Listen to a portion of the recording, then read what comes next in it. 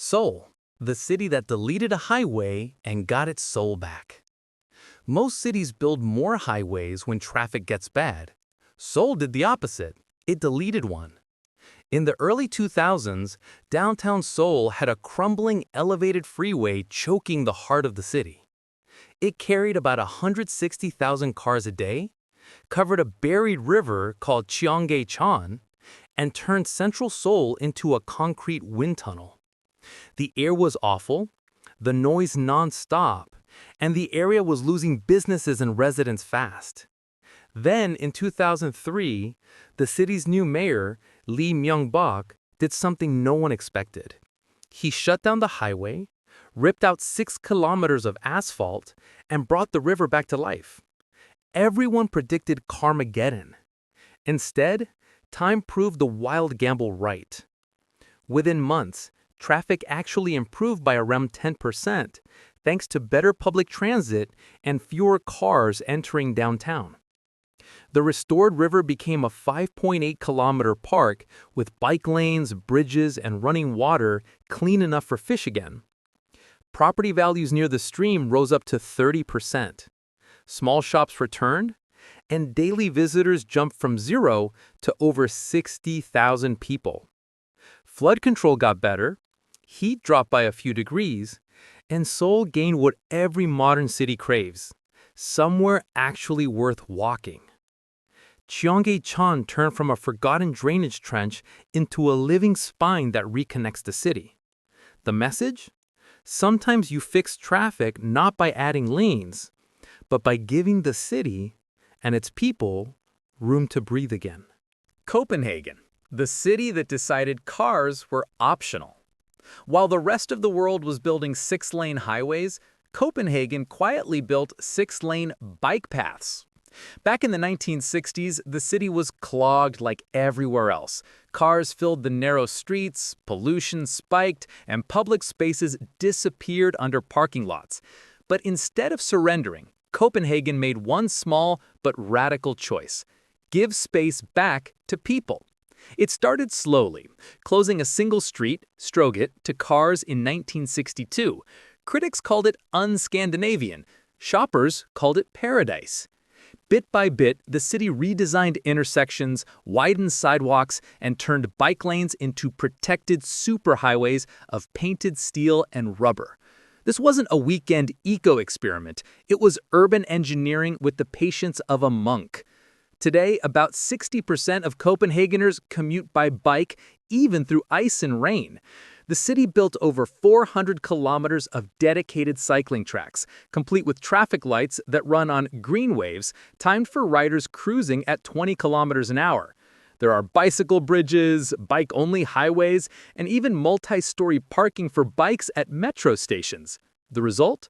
Car ownership fell, downtown air got cleaner, and life expectancy literally went up. Riding to work is now their daily gym membership. Economically, it pays too. Every bike trip creates a net public benefit, while every car trip costs society money in pollution and congestion. Copenhagen proves that traffic isn't a destiny, it's a design choice. They didn't fix traffic by moving cars faster, they fixed it by making cars unnecessary. Singapore, the city that treats traffic like economics, not emotion. In Singapore, even your car needs a subscription plan. On an island with barely 700 square kilometers of land, the government understood early: unlimited cars wouldn't fit. So instead of letting chaos rule, they priced traffic like a luxury item. Since the 1970s, owning a car here has required a certificate of entitlement, basically a 10-year license that can cost over $70,000 USD, before you even buy the car. Then, in 1998, Singapore went fully digital with electronic road pricing, gantries across the city that charge drivers extra when and where roads get clogged.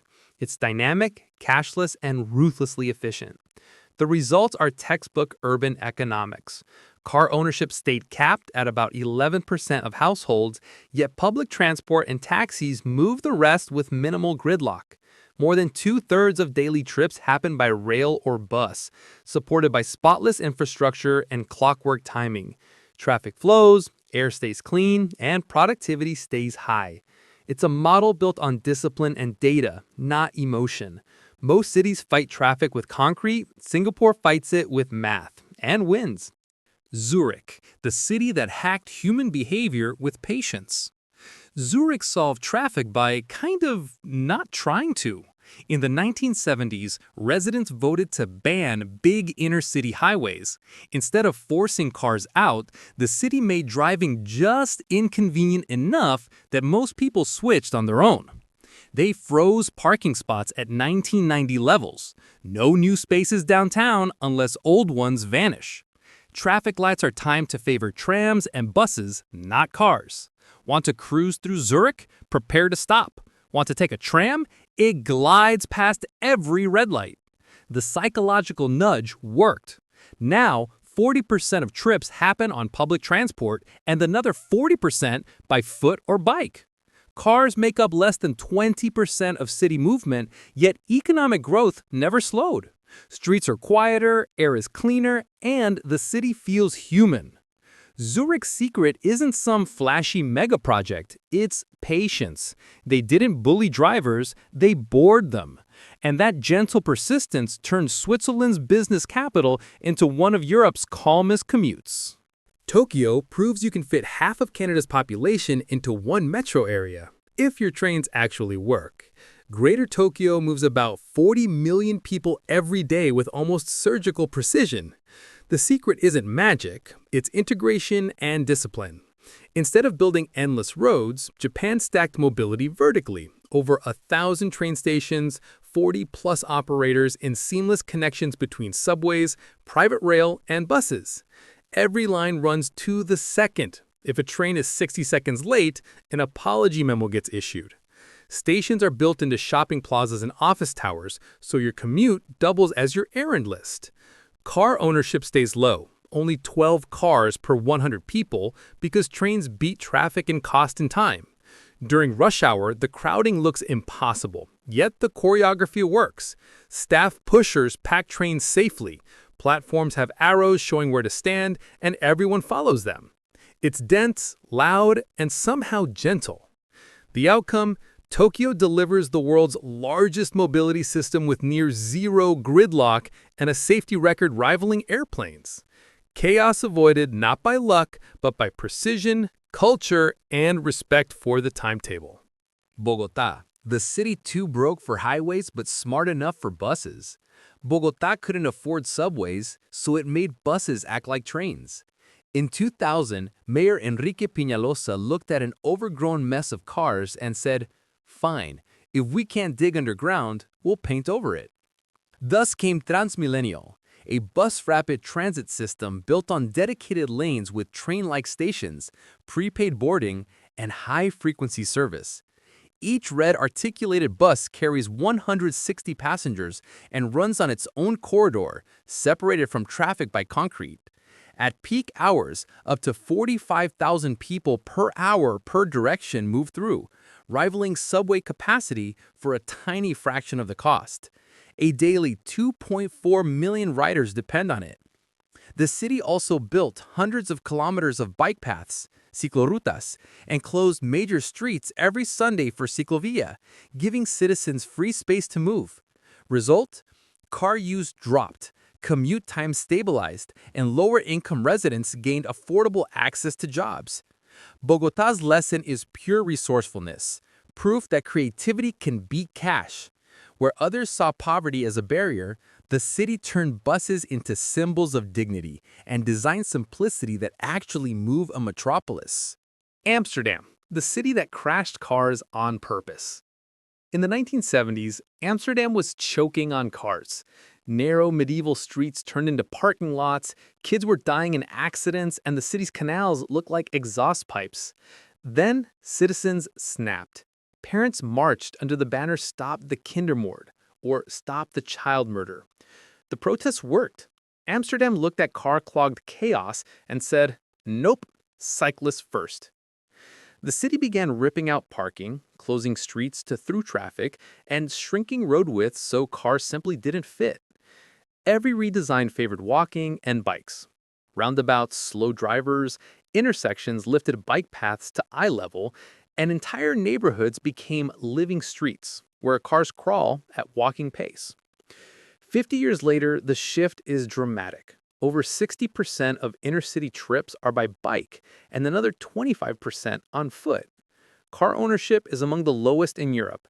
Air quality soared, and road deaths plummeted.